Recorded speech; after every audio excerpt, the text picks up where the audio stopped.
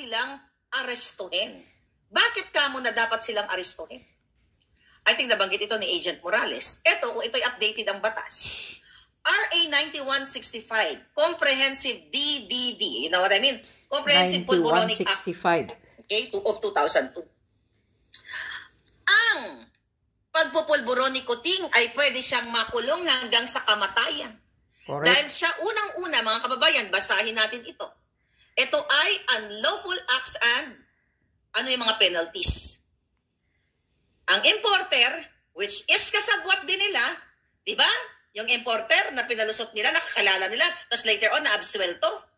Nasa dyaryo yan, nandyan si Sayarot, nahuli, tapos later on na-absuelto sa kaso, nag-import ng 1.8 tons ng pulburon, nahuli doon sa Ayala, Alabang, di ba? Pinakita, andyan naman yan sa dyaryo na yan. Nandyan yan sa media actually. So kung pinoprotektahan mo ang manufacturer at ang importer daw, ang sabi dito, life to gurgor, plus 500,000 to 10M na penalty.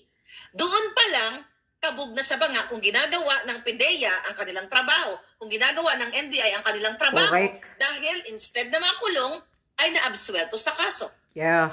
Okay? Ito ang mga kaparusahan. Financer, organizer. Oh, sino ang organizer? Sino mastermind? Di ba si Lisa Tanas? Sila? Oh, ang sabi dito, ano tawag dito? Bilanggo ang kanyang katapat, panghabang buhay, then kamatayan ng bonggang-bongga at 10 million. Okay, yung pagtitinda, administer. Okay? Huwag na natin pag-uusapan 'yon. Okay?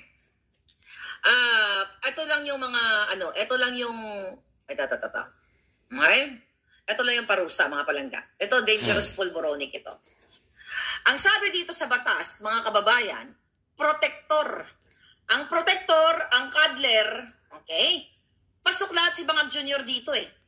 Mastermind, protector, cuddler. 12 years ang kulong plus 1 day up to 20 years plus 100,000 to 500,000 fine. Protector, okay? cuddler, si Marcos Jr. So mga kababayan, ay gumagamit siya. Sumisingot siya at nahuli siya dito. Naandyan, kapupos ko lang sa Boljakan, di ba? Possession of pulburon. Eto, ang sabi dito, possession, ibang posisyon yan. Ang ano ba sa Tagalog yun?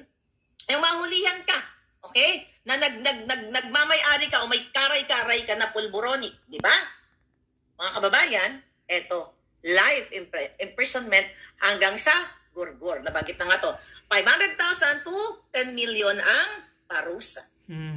Kahit sinong tao, unless na ito ay authorized ng batas, okay, na mahulihan ng pulboronic, mga kababayan, sabi dito, person is in possession which is identified to be a prohibited pulburon.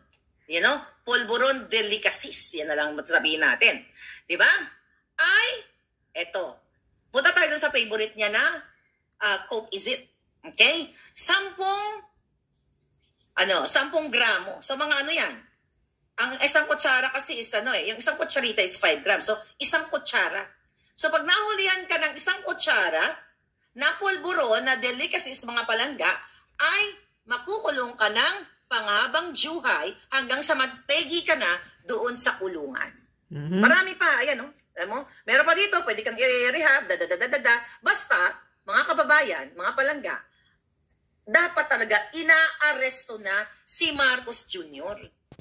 Imagine nyo, ano ang ituturo, yan ba ay, okay? Yan ba ay na magandang ehemplo sa ating mga minor de edad, sa ating mga kabataang elementarya, high school at college? Kaya nga. Diba? Meron tayong mga advocacy kontra pulburon, ganyan-ganyan. Eto, presidente na mismo. Presidenteng pulboronic. Correct. Siya ay protector, cuddler, maliban pa dyan, sumisingot ng bonggang-bongga. So ngayon, ang sabi pa nga dito, kapag nahulihan ka ng equipment, instrument, aparatos, which is nakita nyo, yung stash box doon sa video, di ba? At doon, pinahid niya nung tagitingan, di ba dito? Baka nga yung bulsa niya yun, may pakete pa eh. Di ba? Kasi bago Sigurado siya yun. lakad-lakad doon, sa araw ng kagitingan, tumira siya ng tumira. Baka meron siyang pakete, katulad nung Prime Minister ng Slovak. Di ba? Baka ganun ang nangyari sa kanya. Pero syempre, hindi lang nakita hindi nalaglag yung sachet ng polvoron delicacy.